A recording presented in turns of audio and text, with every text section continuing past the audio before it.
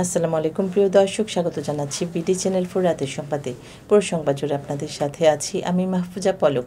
শুরুতেই জানিয়ে দিচ্ছি আলমগীর হোসেন সিটি সংবাদ শিরোনাম।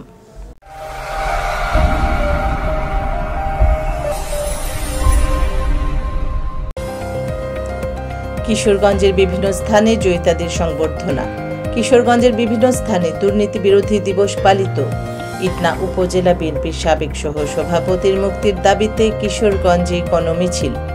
দক্ষিণ কোরিয়ায় তোলপাড়, ফের সামরিক আইন জারির চেষ্টা। যুব এশিয়া কাপ চ্যাম্পিয়নদের 50 লাখ পুরস্কারের ঘোষণা ক্রীড়া উপদেষ্টার।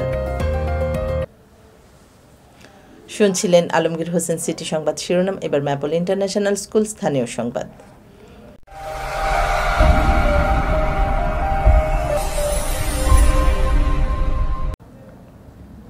কিশোরগঞ্জের বিভিন্ন স্থানে জয়িতাদের সংবর্ধনা। আন্তর্জাতিক নারী নির্যাতন প্রতিরোধ পক্ষ ও বেগম রোকেয়া দিবস উপলক্ষে ময়মনসিংহের ঈশ্বরগঞ্জে জয়িতাদের সংবর্ধনা দেওয়া হয়েছে।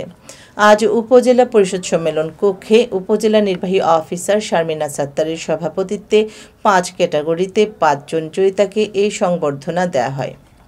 কিশোরগঞ্জের হোসেনপুরে আন্তর্জাতিক নারী নির্যাতন প্রতিরোধ পক্ষ ও বেগম রোকেয়া দিবস উদযাপন অনুষ্ঠানে বিভিন্ন ক্যাটাগরিতে 5 জয়িতাকে সংবর্ধনা দেওয়া হয়েছে।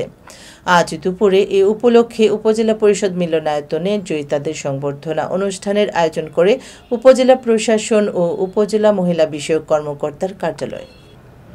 কিশোরগঞ্জের বিভিন্ন স্থানে দুর্নীতি বিরোধী দিবস পালিত। কিশোরগঞ্জ জেলার ইটনা উপজেলায় আন্তর্জাতিক দুর্নীতি বিরোধী দিবস পালিত হয়েছে।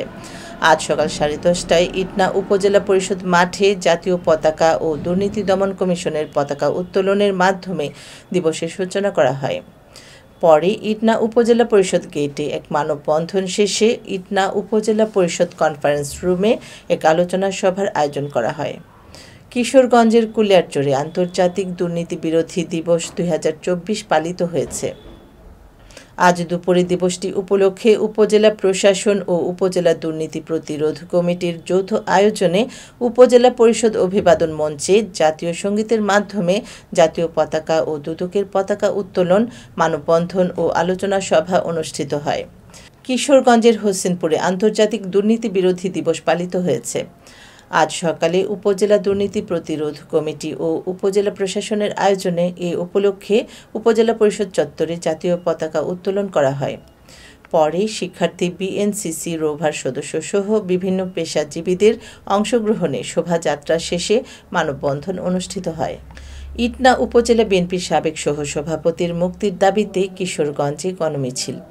কিশোরগঞ্জের ইটনা উপজেলা বিএনপির সাবেক সহসভাপতি আতর রহমান আকন্দের মুক্তির দাবিতে কিশোরগঞ্জে গণমিছিল করেছে বিএনপি নেতাকর্মীরা। আজ দুপুরে জেলার চিফ জুডিশিয়াল ম্যাজিস্ট্রেট আদালতের সামনে থেকে একটি বিশাল মিছিল বের হয়। মিছিলটিতে জেলার ইটনা, মিঠামইন ও অষ্টগ্রাম উপজেলার প্রায় 2 শতাধিক বিএনপির সমর্থকগণ অংশ নেন। এ সময় তাদের হাতে বহন করা খালেদা জিয়া ও তারেক রহমানের বিভিন্ন প্লেকার্ডগুলোতে দেখা যায় বিএনপির চেয়ারপারসনের উপদেষ্টা বর্ষিয়ান রাজনীতিবিদ অ্যাডভোকেট ফজলুর রহমান ও ডিবি হারুনের হাস্যোজ্জ্বল গলাগলির ছবি, যা ছিল চোখে পড়ার মতো। এবার জীবনদীপ হেলথ সেন্টার আন্তর্জাতিক খবর।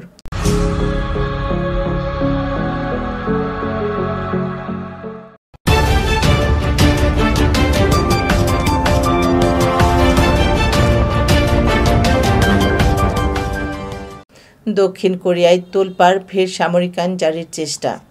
সামরিক আইন জারি ঘোষণাকে কেন্দ্র করে উত্তাল দক্ষিণ কোরিয়ার রাজনীতি। তবে ঘোষণা প্রত্যাহার করে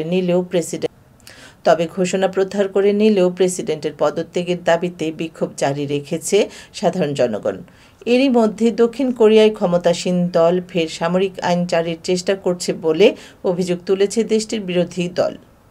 গত মঙ্গলবার 3 ডিসেম্বর মধ্যরাতে দক্ষিণ কোরিয়ায় সামরিক আইন জারি করেন প্রেসিডেন্ট ইউন সুক ইয়োল। যদিও পরে পার্লামেন্ট সদস্যদের বিরোধিতা ও দেশটির বাসিন্দাদের বিক্ষোভের মুখে তা প্রত্যাহারের কথা জানান। তবে এ নিয়ে এশিয়ার 4র্থ বৃহত্তম অর্থনীতির দেশটির ইতিহাসে সবচেয়ে বড় রাজনৈতিক সংকট সৃষ্টি হয়েছে। এবার ঘরোয়া ডিজিটাল প্রিন্টার্স খেলার খবর।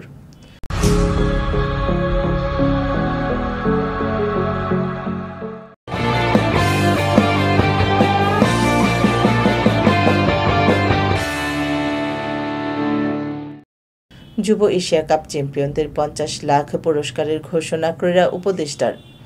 ভারতকে হারিয়ে টানা দ্বিতীয়বারের মতো অনূর্ধ্ব-19 এশিয়া কাপের চ্যাম্পিয়ন হয়েছে বাংলাদেশ।